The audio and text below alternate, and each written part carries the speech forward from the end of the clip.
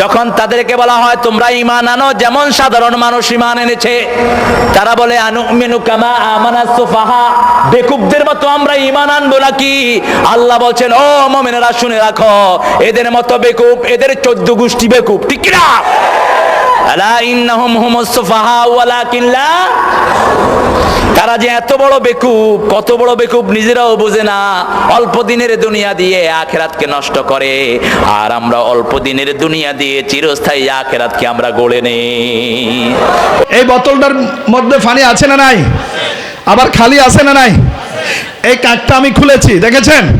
আমি এখন যদি উপর থেকে পানি ঢালা শুরু করি, ভিতরে ঢুকবে কি ঢুকবে না? আবার আমি যদি বোতলটাকে একটু উলট পালট করি, পানি ফেলতে চাই, পড়বে কি পড়বে না? পড়বে, কারণ ঢাকনাটা আমি খুলে দিলাম।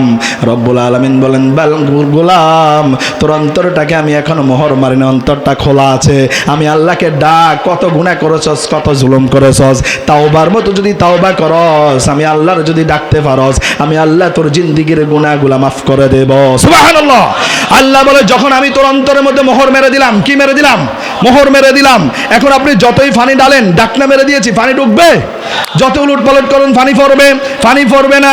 আল্লাহ বলে আমি তোর অন্তরের মধ্যে এইভাবে সিল মেরে দিলাম, মোহর মেরে দিলাম। খতামাল্লাহু আলা কুলুবিহিম ওয়া আলা সামঈহিম ওয়া আলা আবসারিহিম গিশাওয়া ওয়া লাহুম আযাবুন আযীম। আমি তোর অন্তরের মধ্যে মোহর মেরে দিয়েছি, চোখের মধ্যে পর্দা ফেলে দিয়েছি, কানের মধ্যে পর্দা ফেলে দিয়েছি।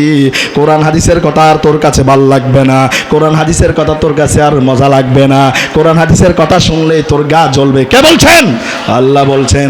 এজন্য আমরা যারা কোরআনের কথা শুনলে, হাদিসের কথা শুনলে আমাদের গা জ্বলে, আমাদের ভালো লাগে না, বুঝবেন আপনার অন্তরের মধ্যে আল্লাহ তাআলা মোহর মেরে দিল, ঠিক কি না?